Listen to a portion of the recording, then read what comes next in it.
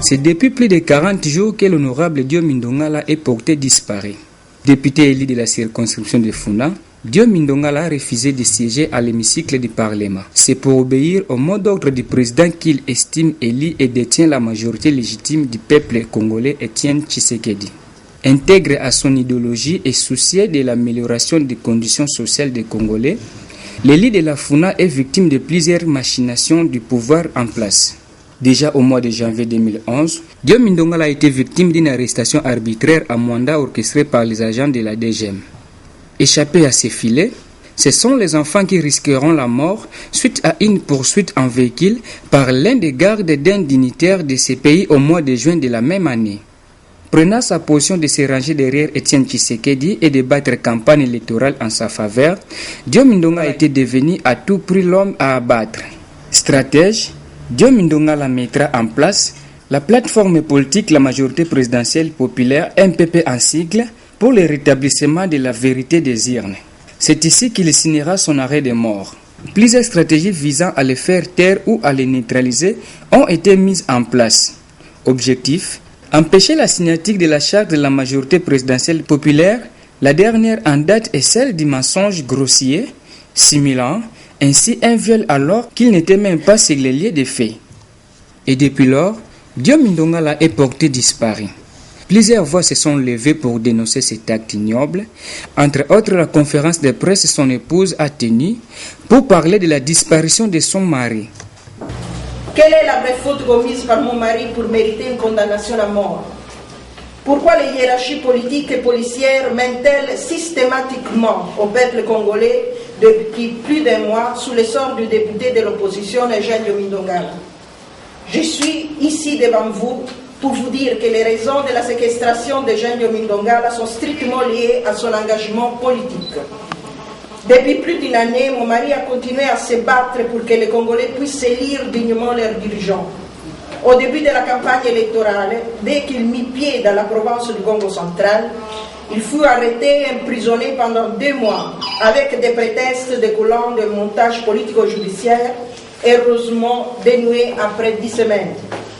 Au milieu de la campagne électorale, tant mon mari que mes enfants furent les victimes d'un attentat perpétré par un homme armé au service d'un baron du PPRD. Sans que cela n'émoie la justice de ce pays, qui n'a jamais instruit notre plainte pour investiguer sur la tentative d'assassinat contre mon époux et mes enfants en juin 2011. Et maintenant, voilà que les démons de l'intolérance politique se réveillent encore une fois, et mon mari est à la merci d'un appareil politico-militaire liberticide en tant que prisonnier politique, sans que ni sa famille ni le militant de son parti ne sachent où il se trouve, malgré toutes les recherches entreprises dans les lieux de détention tant officiels qu'extrajudiciaires, si nombreux malheureusement en RDC.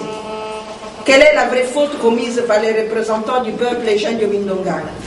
Sa seule faute est son engagement politique aux côtés du président Étienne Tshisekedi Vamulumba.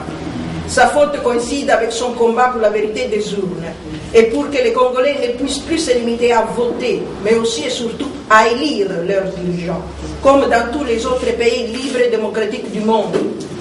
Son crime, sa faute a été le lancement de la majorité présidentielle populaire, une plateforme politique dont l'objectif statutaire est justement l'affirmation d'une démocratie gouvernante et non gouvernée, comme l'actuelle République démocratique du Congo. Son crime de lèse-majesté a été de vouloir organiser une messe à la cathédrale Notre-Dame du Congo pour compatir avec les populations déplacées de l'Est de la RDC, et cela sous l'égide de la MPP et en présence du président Étienne Tshisekedi Vamulumba. Son crime a été de croire qu'en RDC pouvait y avoir de la place pour l'exercice des droits civils et politiques. Il était confiant que la signature par 69 partis politiques de l'opposition de la charte constitutive de la MPP était un droit constitutionnellement garanti, alors que malheureusement, depuis les dernières élections du 28 novembre 2011, aucun droit n'est reconnu à l'opposition politique congolaise.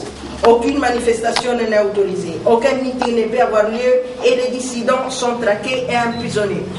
Chaloupa, Diombe, Mavante, Mal, sans parler de nombreux militants des partis politiques de l'opposition qui ont disparu depuis les dernières élections de novembre 2011. Après elle, Quelques ONG de défense des droits de l'homme ont aussi levé les tons après avoir localisé les lieux de sa détention. Du lieu, selon les informations à notre possession, c'est au cachot de l'ANR, c'est-à-dire la direction générale de l'ANR. C'est là qu'il se trouverait, selon nos informations, et le dernier recoupement, nous l'avons fait aujourd'hui. Nous aimons qu'il soit détenu au secret, c'est pour l'empêcher, selon le gouvernement, à ce qu'il ne puisse pas perturber l'organisation du sommet de la francophonie. Donc vous comprenez qu'on ne peut pas le laisser aller en justice. Il n'y a pas d'autre raison que celle-là. En tout cas, nous sommes, en tout cas à ce jour, avec les informations à notre possession, nous ne pouvons pas dire autre chose que soutenir ce que nous venons de vous exposer ici, que M. Diomi Dongala est entre les mains des services de l'ANR à ce jour, parce que ce sont des informations que nous avons vérifiées et provenant des sources fiables. S'agissant de sa fuite vers un pays comme l'Italie, nous savons tous que l'ambassadeur de l'Italie en RDC a eu à démentir de manière la plus officielle que nous connaissons que M. Diomi Dongala ne se retrouve pas ni dans son ambassade, moins encore sur le territoire de l'Italie. Donc, nous ne pouvons pas nous laisser emporter par ces arguments qui n'ont pas de soubassement sérieux. Pressé de tous côtés, pour ce que d'aucuns qualifient d'une cabale mal montée, le porte-parole du gouvernement tentera de réagir mais sans convaincre. Réaction que les membres de la MPP qualifieront de mensonge d'État. MPP en cible. En réaction aux déclarations mensongères du porte-parole du gouvernement, la majorité présidentielle populaire, en sigle MPP, est farouchement indignée par les propos dédictés sur les antennes de la RFI par le porte-parole du gouvernement, M.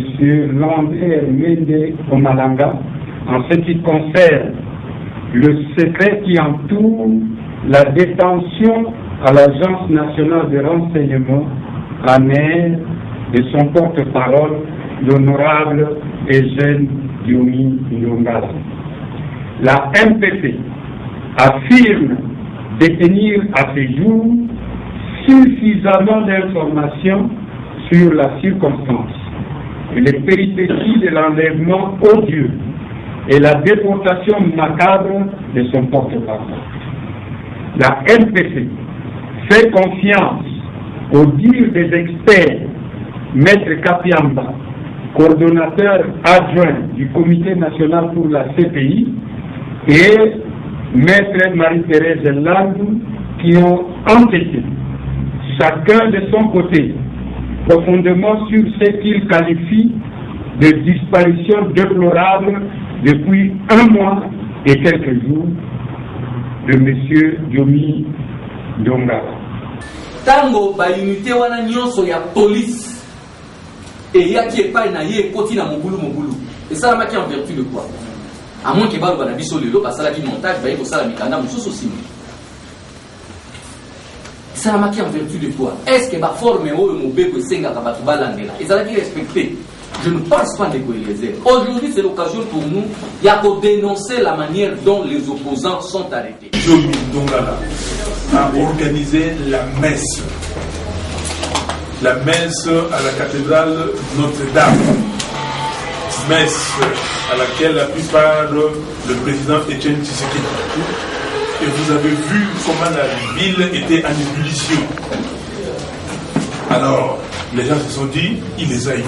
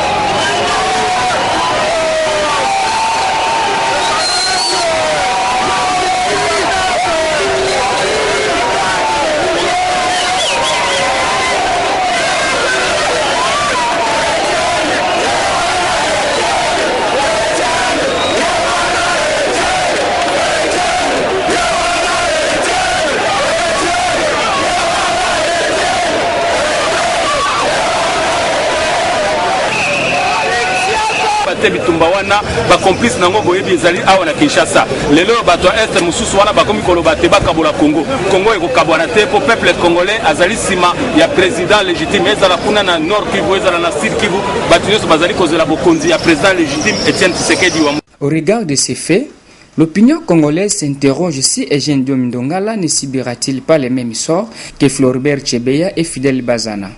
L'avenir nous le dira.